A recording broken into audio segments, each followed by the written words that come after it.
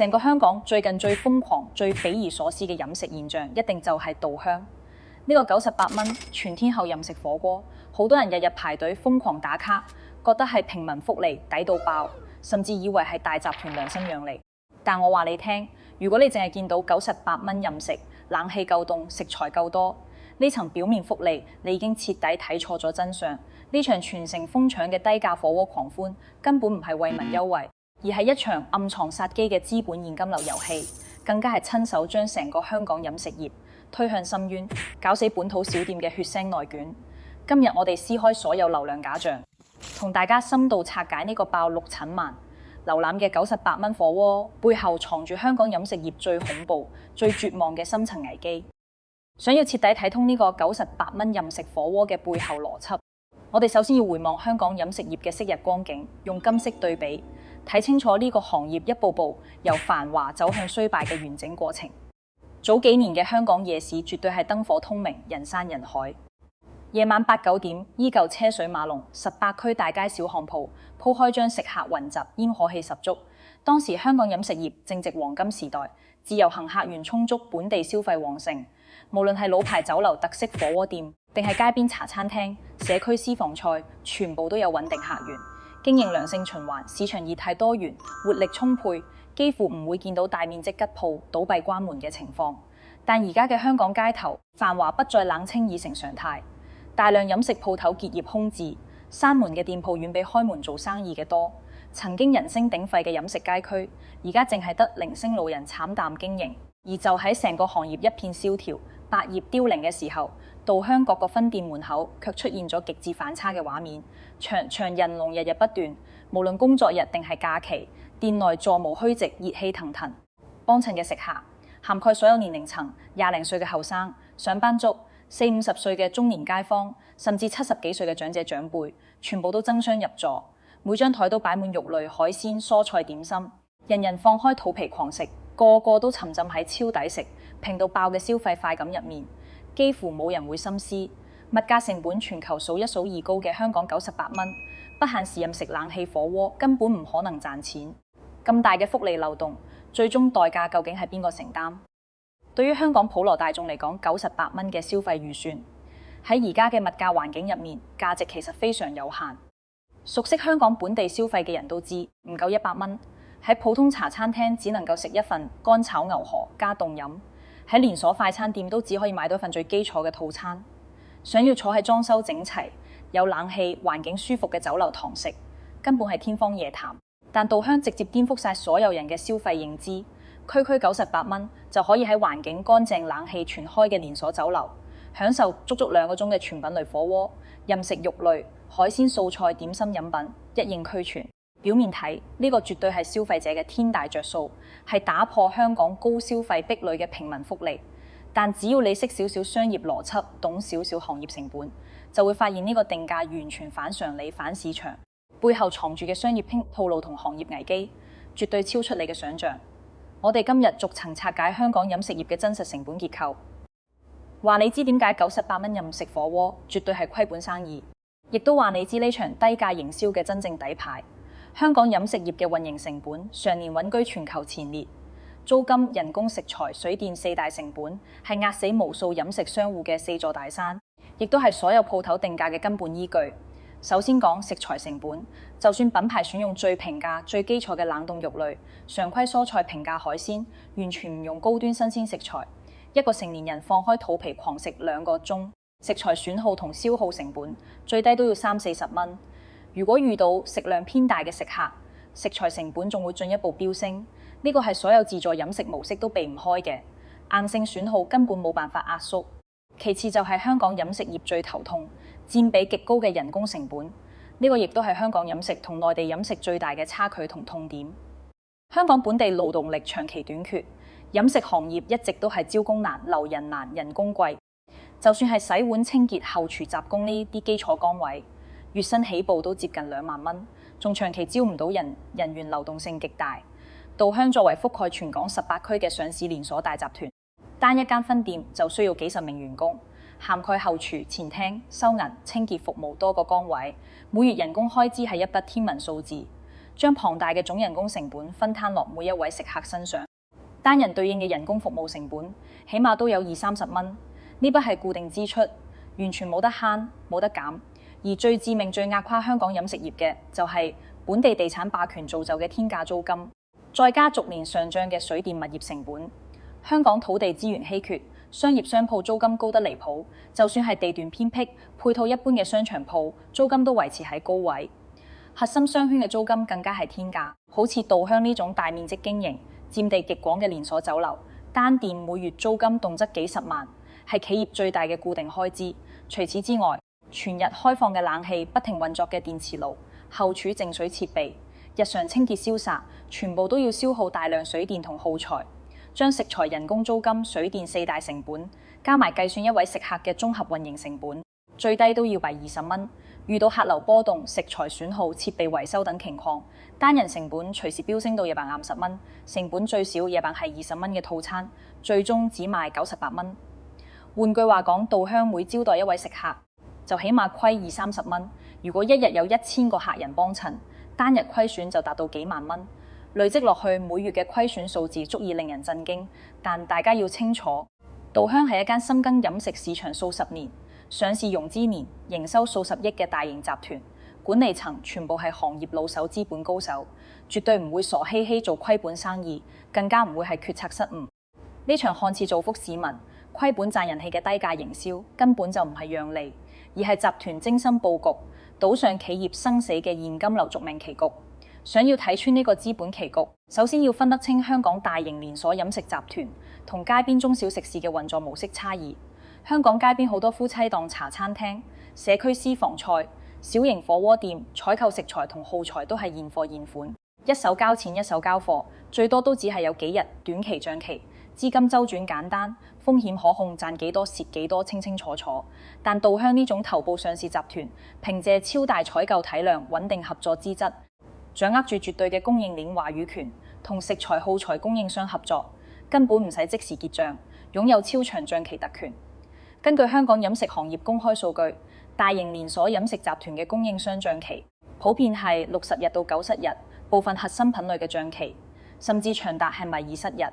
簡單白話解釋，稻香今日入貨用喺食客身上嘅所有食材，今日1分錢都唔使俾，呢筆成本係3個月之後先需要結算嘅債務。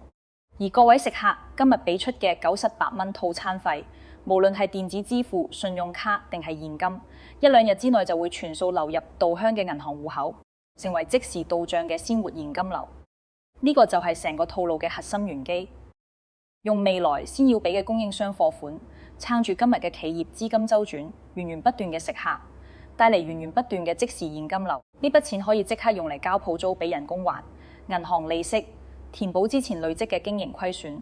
只要日日有足夠客流，日日有新現金流入，帳集團就可以無限延後債務兌付，掩蓋當下嘅巨額虧損，做到持續吊命、勉強經營。如果用金融角度去拆解，呢套模式根本就係龐氏騙局嘅商業變種，靠新客流產生嘅新資金填補舊嘅資金漏洞，將虧損同債務危機一路向後拖，一路向後疊。但呢種續命方式極度脆弱，風險極高，完全唔可以長久。每買一份98蚊套餐，集團嘅帳面虧損就多一筆，資金黑洞就大一分。只係龐大嘅即時現金流，暫時遮住咗持續擴大嘅虧損。成個平衡體系完全依賴穩定客流同寬鬆帳期，一旦兩樣條件有一樣崩塌，成個體系就會瞬間瓦解。我哋可以大膽做一個行業推演假設，一旦未來98蚊低價套餐嘅引流效果變差，客流大幅減少，即時現金流直接斷裂，又或者上游供應商察覺稻香嘅經營危機，集體收緊帳期，將90日帳期壓縮到30日，甚至要求貨到付款預付訂金，稻香就會瞬間面對巨額債務集中到期嘅壓力。就算店內日日爆滿，座無虛席，都彌補唔到長期累積嘅帳面虧損。資金鏈徹底斷裂之後，企業危機全面爆發，最終一定係無力回天。呢種透支未來、拖延債務嘅經營方式，根本就係一場賭上全盤身家嘅血腥博弈，毫無可持續性可言。更加恐怖嘅係稻香呢一場自救式低價內卷，從來都唔係單一企業嘅問題，而係會帶起全行業嘅連鎖負面效應，將成個香港飲食生態拖入萬劫不復嘅深淵。引發典型嘅劣幣驅逐良幣災難。喺香港飲食市場入面，除咗稻香呢種資本雄厚、規模龐大嘅上市連鎖集團，絕大多數都係紮根社區、用心經營嘅中小本土食肆。呢啲小店全部係老闆親力親為，每日親自去街市揀食材、把控出品、打理鋪頭，冇龐大供應鏈優勢，冇持有長賬期，冇資本市場兜底，完全靠實打實嘅利潤維持經營。喺98蚊任食火鍋未出現之前，香港終端火鍋市場嘅定價非常健康、非常公道。一間用心經營嘅本土火鍋店，每日清晨入貨新鮮肉類、海鮮蔬果，花幾小時熬製新鮮豬骨濃湯湯底，零預治、零劣質添加計，全程手工製作、新鮮現煮，單人收費大概200蚊左右。呢個價錢既可以覆蓋小店嘅食材、租金、人工成本，亦都可以俾老闆合理利潤，支撐佢持續優化出品同服務。當時嘅消費者亦都好願意為優質食材、地道口味、貼心服務買單，市場形成良性循環，健康發展。但自從稻香98蚊極致低價套餐推出之後，香港飲食市場嘅價格矛點徹底崩塌，市民嘅消費認知完全被扭曲。近幾年香港經濟低迷，市民收入停滯，荷包縮水，大家消費變得極度謹慎，對價格敏感度拉到最高極致，性價比成為所有人消費嘅第一準則。面對巨大嘅價格差距，絕大多數市民都會向現實妥協。一邊係200蚊新鮮高質、服務貼心嘅本土小店，一邊係98蚊任食任飲、環境企理嘅連鎖大集團。90%以上嘅人都會毫不猶豫揀後者，直接造成嘅後果就係本土中小食肆客流斷崖式下跌，生意一落千丈，無以為繼。呢啲小店冇資本、冇規模、冇賬期，根本冇辦法同大集團打價格戰。為咗生存，好多本土商戶只可以被迫跟風降價、壓縮利潤，甚至鋌而走險，選用劣質食材，減少服務人手，降低出品標準。但就算做到咁盡，微薄嘅利潤都頂唔住高昂租金同人工，最後只能夠陸續虧本結業退出市場。長此以往，鄉街頭一間間有特色、有人情味、有歷史底蘊嘅本土私房菜、老字號酒樓、特色小吃店、小眾火鍋店會全數消失。成個飲食市場最後只會剩低幾間靠資本、靠供應鏈、靠低價內卷生存嘅大型連鎖集團。呢個就係最殘酷嘅劣幣驅逐良幣。大集團用資本套路、低價傾銷嘅非市場手段，淘汰晒用心做品質、堅守初心嘅本土小店，徹底扼殺香港飲食業嘅多元性煙火氣同創新活力。一場看似普通嘅價格戰，正一步步掏空香港飲食業嘅根基，令成個行業陷入同質化、低質化、惡性化嘅死循環。香港飲食業淪落到今日，靠低價續命、靠內卷生存嘅地步，絕對唔係單一營銷事件造成嘅短期問題，而係長年累月、內外多重結構性矛盾疊加，最終引爆嘅行業危機，係一場日積月累嘅市場完美風暴。其中大灣區飲食崛起，港人持續北上消費，係衝擊香港本地飲食最核心嘅外部因素。自從兩地全面通關、大灣區融合不斷深化之後，港人北上消費已經由一時潮流變成固定生活習慣，對香港本地飲食服務業造成持續性嘅降維打擊。每逢週末同長假期，數十萬香港市民都會組團北上深圳、廣州、珠海等大灣區城市消費。最大原因就係兩地飲食性價比差距極大，天差地別。喺深圳人均100幾蚊就可以食到高端海底撈火鍋，食材新鮮，服務細緻，環境舒適，配套齊全，整體體驗遠超香港同價位餐飲，價錢只係香港嘅一半。就算係高端燒肉、精緻西餐、特色私房菜，內地大灣區城市嘅定價都遠低於香港，而且食材品質、服務體驗、環境配套全面領先。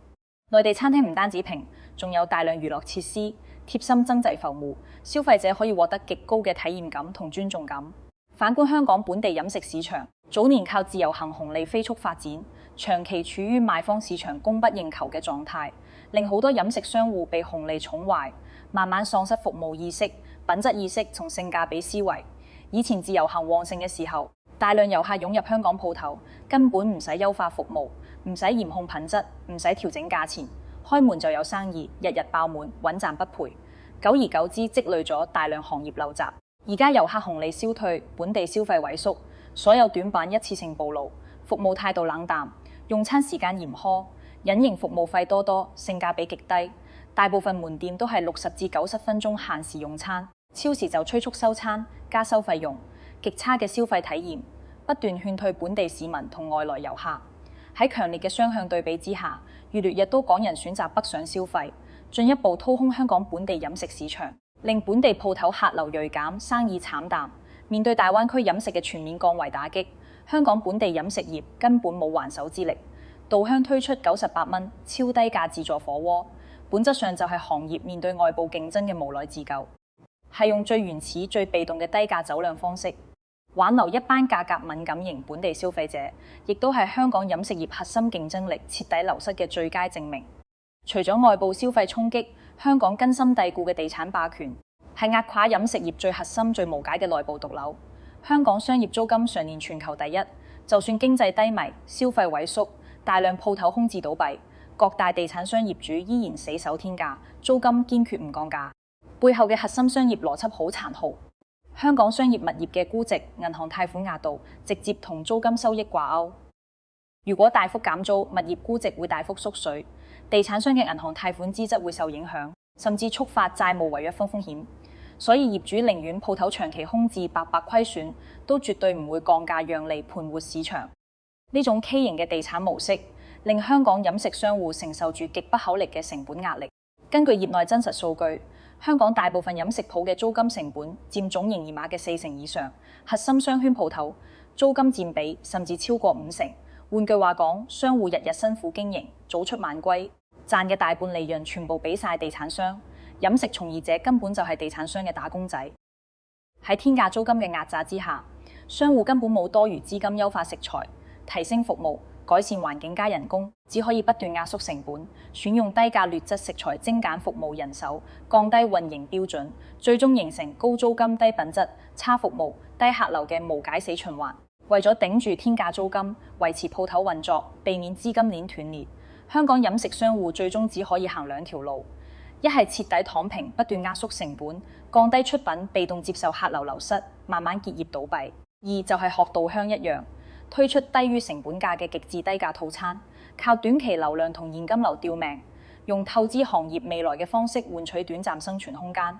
成個飲食行業被地產霸權牢牢捆綁，完全冇轉型升值、突破創新嘅空間，陷入結構性絕境，勞動力嚴重短缺，行業人才斷層，服務質素持續下滑，係香港飲食業第3大致命硬傷。只要大家平時落街飲茶食飯，就會發現而家香港酒樓、茶餐廳、火鍋店嘅一線員工幾乎都係50至70歲嘅中老年人士，年輕從業者寥寥無幾，人才斷層問題極其嚴重。香港年輕人普遍唔願意入行做飲食，原因好簡單，飲食行業工時極長，工作強度大，壓力巨大，人工性價比低，晉升空間細，而且工作繁瑣辛苦，社會認可度唔高。相比之下，年輕人更願意揀環境舒服、工作輕鬆、體面度高嘅咖啡店、西餐廳同寫字樓崗位，徹底避開傳統中式飲食行業。持續嘅人才流失同用工短缺，令香港飲食業人工成本居高不下，同時服務質素一年比一年差，中老年員工體力有限、精力不足，長期高強度工作之下必然身心疲憊，根本冇辦法時刻保持細緻貼心嘅服務，更加做唔到精細化運營。但消費者嘅服務期待從未降低，依舊希望有好食材、好環境、好服務。呢種行業現實同消費者期待嘅巨大落差，進一步勸退食客，加劇本地飲食客流流失，形成惡性循環。稻香98蚊任食火鍋嘅真實用餐體驗就係行業服務崩塌、成本極致壓縮嘅最真實縮影。為咗慳人工控成本，品牌將人手壓縮到極限，一間分店幾十張台，只配極少數服務人員，一個員工要兼顧10幾張台嘅所有工作，加湯收盤、清潔補菜應答，全部一腳踢，工作量爆晒燈。食客到店之後，經常出現加湯冇人理、台面髒亂唔收拾、食材補給慢、調味區雜亂污穢嘅情況，用餐環境擁擠嘈雜，體驗極差。大家以為自己98蚊食到大抵，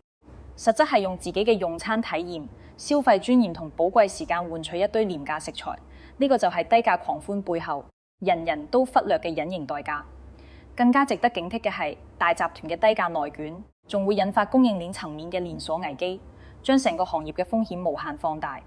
前面講到稻香靠超大採購體量，拿到超長帳期，靠現金流博弈，吊命經營。但對於上游食材耗材供應商嚟講，呢套模式隱藏住巨大嘅壞帳風險，供應商長期大額供貨，累積貨款高達幾百萬甚至上千萬。一旦稻香資金鏈斷裂，經營暴雷宣布清盤，所有貨款都會血本無歸，無法追回。隨着稻香持續低價虧損，帳面漏洞不斷擴大，上游供應商嘅風險意識都會不斷提升，恐慌情緒慢慢蔓延。為咗自保規避壞帳，供應商會集體收緊合作規則，縮短帳期，要求預付定金，實行貨到付款，甚至直接終止合作，停止供貨。一旦供應鏈全面收緊，供貨體系崩塌，稻香嘅現金流續命遊戲就會即刻終結。就算日日爆滿都無法維持經營。而頭部大型飲食集團一旦爆雷，會觸發全行業系統性危機，數千員工失業，大量供應商倒閉，商場鋪頭大面積空置，銀行壞帳率飆升，各行各業都會被牽連，無人可以獨善其身。回望香港過往幾十年嘅經濟史，我哋經歷過無數風浪。1997年亞洲金融風暴，2003年沙士疫情，2008年環球金融海嘯，每一次危機都重挫香港飲食業。但以往嘅危機全部都係周期性波動，經濟低谷維持幾年就會反彈回暖，行業只要咬牙撐住就可以等到曙光，重回正軌。但今次香港飲食業面對嘅困境同以往任何一次都完全唔同呢，係多重結構性矛盾疊加造成嘅永久性行業變革，根本唔係短期經濟波動可以修復。大灣區融合帶嚟嘅消費分流，本地天價租金嘅持續壓榨，長期無解嘅勞動力短缺，行業積弊已久嘅服務陋習，資本市場嘅惡性內卷，多重問題層層交織，互相強化，徹底改寫咗香港飲食業嘅生存格局。港人北上消費已經成為永久生活習慣，內地飲食嘅性價比、服務體驗優勢係香港短期之內絕對追趕唔上嘅。如果香港飲食業繼續死守舊模式，沉迷低價內卷，靠現金流續命，拒絕轉型成績，最終嘅結局只能夠係全面消亡。但絕境從來都唔代表死路，香港飲食業並非完全冇破局希望。想要跳出低價內卷嘅惡性循環，重塑行業活力，必須要政府、業界、商戶、消費者四方同心發力，打破結構性枷鎖，重建健康嘅行業生態。對於飲食從業者而言，首先要徹底放棄同內地打低價價格戰嘅錯誤思維清醒，認知香港嘅成本短板，香港租金、人工、運營成本天然遠超內地，低價走量永遠都贏唔到大灣區，盲目內卷只係加速滅亡。香港飲食業真正嘅突圍之路係走品質化、特色化、高端化、差異化賽道，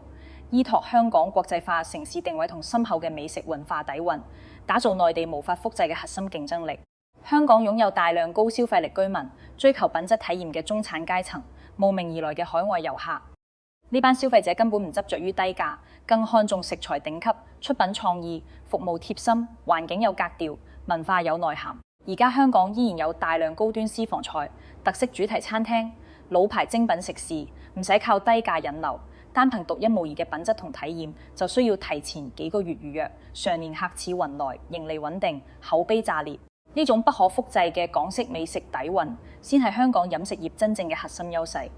對於掌控核心資源嘅地產商而言，必須要摒棄短視逐利思維，放棄僵化嘅天價租金模式，同飲食商戶共度寒冬，互利共生。地產霸權造就嘅高租金枷鎖，係香港飲食業所有問題嘅根源。租金一日唔降溫，行業轉型升值、品質提升、服務優化，全部都係空話。地產商可以推行彈性分成租金制度，根據鋪頭實際營業額動態調整租金，生意好就適當加租，生意差就減免租金，同商戶風險共擔，利益共享，盤活線下商業生態，避免鋪頭空置、行業衰敗、物業貶值嘅雙輸局面。對於香港政府嚟講，必須要出台真正落地有效嘅扶持政策，打破行業結構性壁壘，助力飲食業轉型升職。一方面可以優化外勞輸入政策，簡化飲食行業外來勞動力審批流程，快速補充年輕從業者，破解人才斷層、用工短缺、服務下滑嘅核心痛點。另一方面，要加大香港美食文化嘅國際化推廣，重塑國際美食之都嘅名片，吸引高端海外遊客來港消費，擺脫對低價特種兵遊客嘅單一依賴，激活高端飲食消費市場。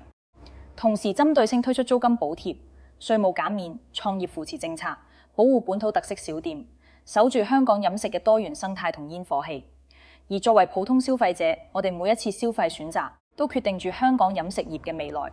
每一單消費都係一次對市場嘅投票。我哋完全理解大家想食平、食抵慳錢嘅心態。經濟環境差，收入受壓，追求性價比係人之常情。但我哋一定要清醒認知，盲目追捧98蚊低價自助呢種畸形消費模式，縱容大集團惡性內捲低價傾銷，最終摧毀嘅係成個行業生態。反噬嘅係我哋每一位香港市民。當一班用心經營、堅守品質、承載港式人情味同歷史記憶嘅本土小店老字號逐一倒閉，當香港飲食市場剩低千篇一律嘅連鎖快餐同低價內捲大集團，香港飲食獨有嘅煙火氣特色同文化底蘊就會徹底消失。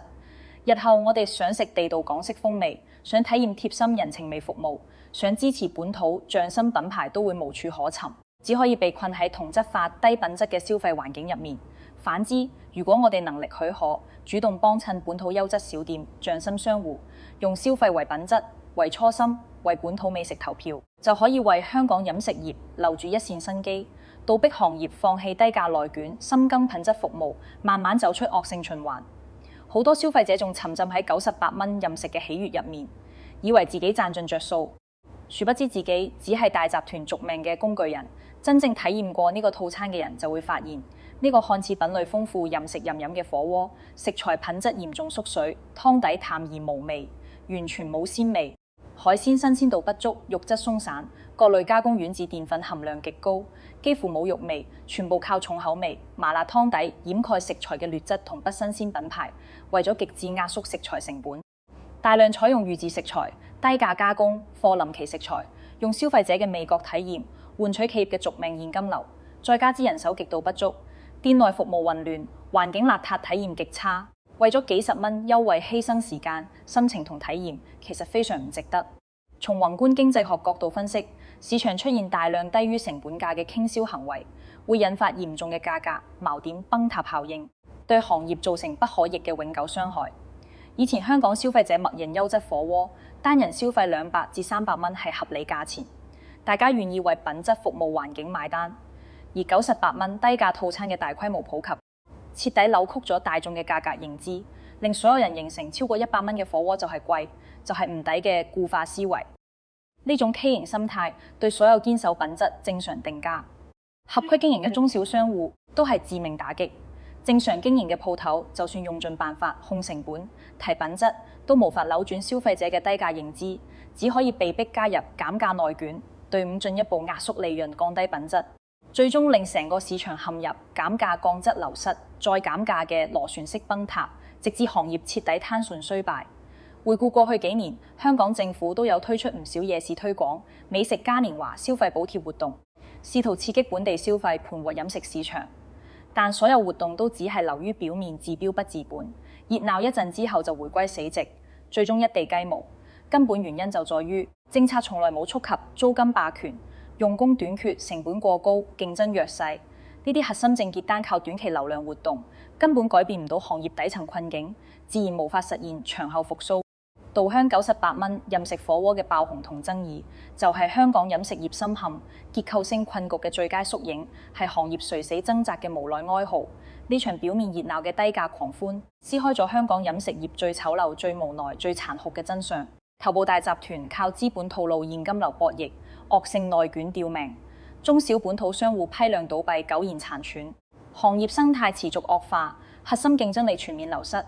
如果業界同市民繼續沉迷短期低價紅利，唔願意直面問題徹底轉正，未來只會出現更多68蚊任食點心、48蚊任食小食嘅惡性內捲玩法，行業危機不斷疊加，最終迎來全面崩塌。但我哋依然對香港飲食業抱有希望。香港歷經無數風雨洗禮，一次次喺危機之中涅槃重生，創造無數經濟奇蹟，靠嘅就係靈活變通、堅韌不拔嘅城市精神。而家嘅行業寒冬竟是淘汰落後模式，清理劣質業態嘅洗牌過程，同樣都係倒逼行業轉型、重構核心競爭力嘅全新契機。香港飲食業唯有徹底摒棄短視嘅低價內捲思維，透支未來嘅資本續命套路，打破地產霸權枷鎖保持人才服務短板，深耕品質化、特色化、國際化發展賽道，重塑港式美食嘅獨特靈魂，先可以走出惡性循環。喺全國乃至全球市場洗牌之中站穩腳跟，笑到最後。睇到呢度，相信大家已經徹底睇清香港98蚊任食火鍋背後嘅資本套路、行業危機同殘酷真相。唔知你有冇親身去體驗過呢場全民低價火鍋狂歡？你覺得呢種虧本式營銷係大集團真心讓利為民，定係透支香港飲食未來嘅致命陷阱？你身邊有冇做飲食嘅朋友，日日承受住行業怒捲經營困難嘅巨大壓力？歡迎大家喺下面留言評論，分享你嘅真實體驗同獨到見解，我哋一齊交流，集思廣益，為香港飲食業嘅破局發展出一分力。如果覺得呢條深度分析片對你有啟發有幫助，即刻點讚、訂閱、轉發、留言支持，將呢啲行業真相分享俾更多人，等更多香港市民睇穿低價狂歡背後嘅危機，一齊關注本土飲食未來，撐係真正用心做品質嘅香港老店。